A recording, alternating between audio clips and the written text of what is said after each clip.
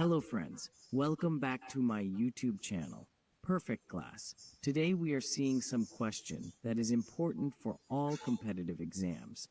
So please subscribe, like and share. Let's start. देखो भाई, current word बहुत बदनसीब है। इसका नाम सुनते ही लोग इसे बिजली से जोड़ देते हैं, लेकिन करंट का अर्थ होता है प्रवाह यानी बहाव। जैसे पानी के बहाव को वाटर करंट कहते हैं, ऐसे ही इलेक्ट्रिसिटी के बहाव को इलेक्ट्रिक करंट कहा जाता है। अब अगर पानी के बहाव में वाटर मॉलिक्यूल्स चल रहे हैं, तो इलेक्ट्रिसिटी के बहाव में कौन चल रहा है? तो वो है इलेक्ट्रॉन्स। अब सवाल आता है कि इलेक्ट्रॉन्स चल क्यों रहे हैं? न्यूटन चाचा तो बोल गए थे कि बिना एक्शन के कोई रिएक्शन ना आता, तो उस हिसाब से बिना धकेले इलेक्ट्रॉन तो ना चलता। तो यहाँ धक्का कौन लगा रहा है? इन इलेक्ट्रॉन्स को धक्का लगाने का काम कर रही है ईएमएफ। अब ये नया नमूना कौन है? हाँ, इसे हम समझेंगे जनरेटर और मोटर वाली वीडियो में। अभी के लिए ये जान लो कि यही है वो विलन जिसने इलेक्ट्रॉन्स का जीना हराम कर रखा है। इसी की वजह से वो चलते हैं। तो इसका मतलब तो ये हुआ कि ईएमएफ लगाओ और बिजली चलाओ। अब क्योंकि हर चीज एटम से बनी है जिसके अंदर इलेक्ट्रॉन तो है, तो लकड़ी, प्लास्टिक और कांच जैसी चीजों पर ईएमएफ काहे काम नहीं करती? उनके इलेक्ट्रॉन का भी तो मन करता है थोड़ा बहुत इधर उधर टहलने का, तो उनमें करंट क्यों नहीं फ्लो करता? तो इसका कारण है फ्री इलेक्ट्रॉन की कमी। अब आप ये बताओ, अगर आप अपने घर में बैठकर डोरेमोन देख रहे हो, तो स्कूल में टीचर कितना भी गला फाड़ के चिल्ला ले, आपको उससे घंटा फर्क ना पड़ने वाला, क्योंकि स्कूल के लिए आप हो एब्सेंट। ठीक उसी तरह से इन चीजों में फ्री इलेक्ट्रॉन एब्सेंट है, तो ईएमएफ से कोई फर्क ना पड़ने वाला। इसीलिए इन चीजों को इंसुलेटर कहते हैं। अब ईएमएफ को जितना कीर्तन करना है वो कर ले, करंट तो ना चलने वाला। अब आप सोच रहे होंगे, पर सर न्यूटन का क्या? अब इलेक्ट्रॉन चल रहे हैं तो उसके खिलाफ भी तो कोई रिएक्शन होना चाहिए। हाँ जी, बिल्कुल होगा, और वो है रेजिस्टेंस। रेजिस्टेंस का काम ही है इलेक्ट्रॉन के फ्लो को रोकना। पीछे से ईएमएफ धक्का लगा रही है और आगे से रेजिस्टेंस उसको रोक रहा है। इन सब के बीच में पिस रहा है बेचारा इलेक्ट्रॉन, पर फायदा अपना ही है। देखो, ईएमएफ यानी वोल्टेज बोलेगा इलेक्ट्रॉन्स को चल बेटा दौड़ो, रेजिस्टेंस बोलेगा ई ना चल बे, मेरे होते हुए तुम ऐसे तो ना दौड़ पाओगे। अब इलेक्ट्रॉन और रेजिस्टेंस की इस लड़ाई में माहौल हो जाएगा गर्म, यानी बनेगी हीट, और बाहर बैठकर हम इनकी लड़ाई में अपने हाथ सेकेंगे, यानी इस हीट का फायदा उठाकर बनाएंगे इलेक्ट्रिक प्रेस, हीटर, टोस्टर और भी बहुत कुछ। अब यहाँ आता है एक सवाल, क्या सभी कंडक्टर्स के पास रेजिस्टेंस होता है? तो इसका जवाब है हाँ, बिल्कुल, लेकिन सबके पास बराबर नहीं होता। इसीलिए जहाँ हीट की जरूरत होगी वहाँ हाई रेजिस्टेंस वाले यानी नाइक्रोम, टंगस्टन जैसे कंडक्टर, और जहाँ हीट नहीं चाहिए वहाँ पर कम रेजिस्टेंस वाले यानी कॉपर, सिल्वर जैसे कंडक्टर का इस्तेमाल करेंगे। पर अगर रेजिस्टेंस 0 हो जाए तो वो कहलाएंगे सुपर कंडक्टर। लेकिन फायदा क्या होगा? सुपर कंडक्टर बनाकर हम क्या उखाड़ लेंगे? काहे इनको बनाने की माथापच्ची की जाए? देखो भैया, सुपर कंडक्टर का पूरा और सही इस्तेमाल विज्ञान की दुनिया में अगला मील का पत्थर होगा, क्योंकि जिस कंडक्टर का रेजिस्टेंस 0 है उसमें रेजिस्टेंस की वजह से एनर्जी लॉस तो ना होने वाला, यानी उससे हम बना सकते हैं particle accelerator, quantum computer, magnetic levitation और भी ना जाने क्या क्या। उदाहरण के लिए आप मैग्नेटिक लेविटेशन को ही ले लो। इस टेक्नोलॉजी में मैग्नेटिक फील्ड का इस्तेमाल करके हम ऑब्जेक्ट को हवा में लटकाते हैं बिना किसी फिजिकल कॉन्टेक्ट के, और भविष्य की हाई स्पीड ट्रेन भी इसी कॉन्सेप्ट पर चलने वाली है। इसके बारे में बताने को बहुत कुछ है और एक अलग से वीडियो बनाना ही सही रहेगा। पर सवाल आता है ये, आखिर ये सुपर कंडक्टर बनेंगे कैसे? सुपर कंडक्टर बनाने के लिए कुछ खास मटेरियल को एब्सोल्यूट 0 टेम्परेचर के आसपास ठंडा करने पर उनके रेजिस्टेंस को खत्म किया जा सकता है और फिर वो बन जाएंगे सुपर कंडक्टर। वैसे ये दो तरह के होते हैं, एक होता है कन्वेंशनल, दूसरा होता है हाई टेम्परेचर। कन्वेंशनल वालों को तो बिल्कुल एब्सोल्यूट 0 के आसपास रखना पड़ेगा, लेकिन हाई टेम्परेचर वालों को हम एब्सोल्यूट 0 से थोड़े ज्यादा टेम्परेचर पर भी रख सकते हैं, और ये बहुत कमाल के होते हैं।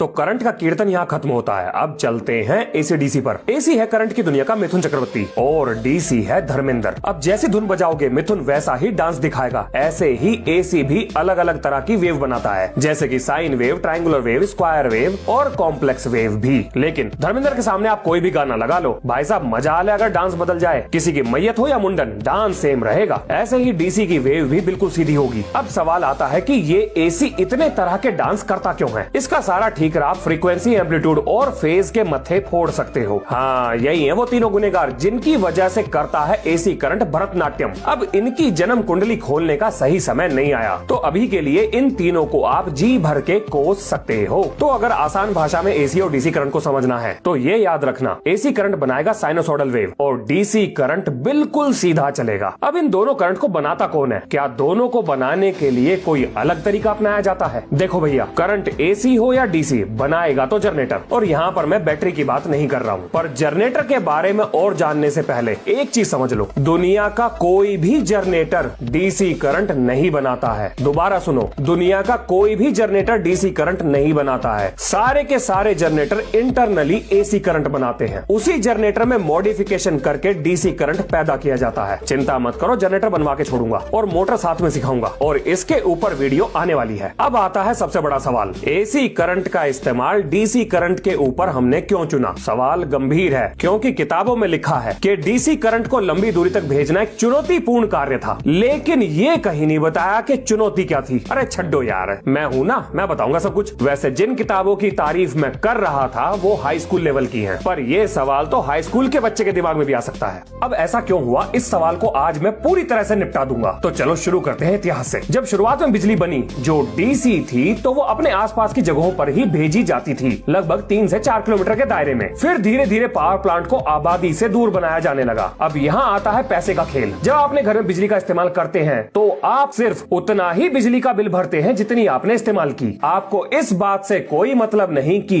उस बिजली को आपके घर तक भेजने में जो भी लॉस हुआ उसका खर्चा कौन उठाएगा, और इस नुकसान को इलेक्ट्रिकल इंजीनियरिंग में ट्रांसमिशन लॉस कहा जाता है। अब क्योंकि बिजली को पैदा करके आपके घर तक भेजने में जो भी नुकसान होगा उसे कोई भी उठाने को तैयार नहीं, तो बिजली कंपनियां चाहेंगी कि ये नुकसान कम से कम हो जाए। अब आते हैं 2 सवाल, आखिर ये नुकसान कितना बड़ा था और क्यों था? ये है पावर का एक फॉर्मूला। अब पावर को सेम रखने के लिए मेरे पास है 2 ऑप्शन, या तो मैं रेजिस्टेंस कम कर दूं, जो होगा तार की मोटाई बढ़ाकर, या बढ़िया कंडक्टर का इस्तेमाल कर लूं, लेकिन चांदी का तार लगाने में होगा बड़ा खर्चा। अब भैया सरकार के पास कुबेरा खजाना तो है नहीं जो चांदी के तार लगा दे, वैसे चोर काट के ले जाएंगे उसे। तो बाबू भैया पैसे का खेल तो यहाँ भी है। या एक काम कर सकते हो, क्यों ना करंट को ही कम कर दे, क्योंकि इस फॉर्मूले में करंट को आधा करते ही पावर लॉस को 1/4 हिस्से तक घटाया जा सकता है। फायदे का सौदा यही है, करंट को कम कर लेते हैं। लो जी, एक और समस्या आ गई, ये करंट कम होगा कैसे? तो चलो ओम्स लॉ पर चलते हैं। अब यहाँ से हमें पता लगा कि बिना रेजिस्टेंस के साथ छेड़छाड़ किए करंट को घटाने का सिर्फ एक ही तरीका है, और वो है वोल्टेज को बढ़ाना। एक और समस्या, अब इस वोल्टेज को बढ़ाएगा कौन? तो ये काम करेगा ट्रांसफार्मर, लेकिन ट्रांसफार्मर डीसी करंट पे काम नहीं करता। और वो ऐसा क्यों नहीं करता, इसका जवाब मैं ट्रांसफार्मर वाली वीडियो में पहले ही दे चुका हूँ। तो अब हमारे पास एक ही रास्ता बचता है कि हम एसी करंट का इस्तेमाल कर लें, क्योंकि ट्रांसफार्मर एसी करंट की वोल्टेज को बढ़ाकर करंट की वैल्यू को कम करके लॉस को कम कर सकता है, और इस तरह से पावर पहुंचेगी लंबी दूरी तक। अब आते हैं बिजली के मीटर पर। आज से लगभग 20-25 साल पहले पुराने मीटर जिसमें लोहे का पहिया घूमता था, लोग उसमें चुंबक लगाकर उसे रोक लेते थे। ससुरा बड़ा फिरकी बना घूम रहा है, ले चुंबक, ना रहेगा बांस ना बजेगी बांसुरी, मतलब ना घूमेगा पहिया और ना आएगा बिल। सरकार भी पूरी चालाक। अब सरकार ने यहाँ से सीख लिया एक सबक और उखाड़ लिए पहिए वाले मीटर और लगा दिए डिजिटल मीटर। अब ये बहुत चालाक है। थोड़ी देर के लिए मान लो कि एक तार से चार्जेस मीटर से निकलकर घर में जा रहे हैं और काम करके दूसरे तार से वापस आ रहे हैं। वैसे एसी करंट में ऐसा नहीं होता, पर समझने के लिए मान लो कि ऐसा हो रहा है। अब क्योंकि आप मान चुके हो तो सुनो आगे। आप भी हो पूरे धुरंधर। आपने सोचा चलो मीटर से एक तार यानी लाइव वायर ले लेता हूँ और न्यूट्रल कहीं और से ले लेंगे, क्योंकि मीटर से निकले हुए चार्जेस जब वापस नहीं जाएंगे तो बिल कहां से आएगा। पर भाई साहब ये नए वाले मीटर हैं, अगर एक बार चार्जेस ने हाजिरी लगा दी कि जी हम काम करने जा रहे हैं, और अगर वो लौट कर नहीं आए तो भी मीटर ये मान लेगा कि आपने बिजली खर्च की है। और एक और कमाल की बात सुनो, अगर आपने लाइव वायर बिना मीटर के ले ली और न्यूट्रल वायर मीटर से ले ली तो भी ये बिल बना देगा। बहुत खतरनाक मीटर है। अब बात करते हैं एचवीडीसी की। अब ये बड़ा ही मजेदार टॉपिक है। अगर हम 1000 किलोमीटर से ज्यादा दूरी पर इलेक्ट्रिसिटी को भेज रहे हैं तो उसे डीसी करंट के रूप में भेजना ही हमारे लिए फायदे का सौदा है। अच्छा, अगर डीसी करंट में हमारा फायदा है तो ये ख्याल पहले क्यों नहीं आया? क्योंकि हमारे पास ये टेक्नोलॉजी थी ही नहीं कि हम कम खर्चे में डायरेक्ट करंट को दूर तक भेज सके। लेकिन आज हम ऐसी टेक्नोलॉजी बना चुके हैं। अब एसी करंट के साथ एक स्किन इफेक्ट नाम की परेशानी भी जुड़ी है, क्योंकि एसी करंट अपनी दिशा बार बार बदलता है तो उसकी वजह से इलेक्ट्रॉन्स कंडक्टर की सरफेस पर पहुंच जाते हैं, जिसकी वजह से पैदा होती है हीट और बढ़ जाते हैं लॉसेस। पर यह समस्या डीसी करंट के साथ नहीं है, क्योंकि उसमें दिशा नहीं बदलती। अब ये अकेला कारण नहीं है जिसकी वजह से डीसी करंट को लंबी दूरी पर भेजने में हमारा फायदा है, और भी बहुत से कारण इसके साथ जुड़े हुए हैं। लेकिन वो कहानी बहुत डीप में चली जाएगी, पर यहाँ से आपको मोटा मोटा आइडिया लग गया होगा कि एसी और डीसी में हो क्या रहा है। अब एक सवाल जो मेरे से बहुत ज्यादा पूछा जाता है कि